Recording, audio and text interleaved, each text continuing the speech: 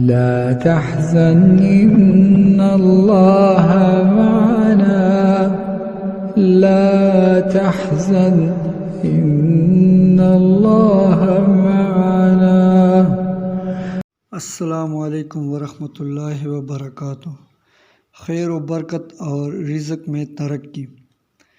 جو شخص زندگی میں برکت چاہتا ہو اور رزق میں کشادگی چاہتا ہو، وہ نماز فجر کے بعد اٹھنے سے پہلے 70 مرتبہ قرآن پاک کی یہ آیات پڑھا کرے، انشاءاللہ کبھی رزق کی تنگی نہیں ہوگی۔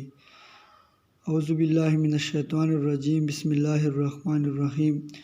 اللہ لطیف بعبادہ یرزق من یشاء وہو القوی العزیز۔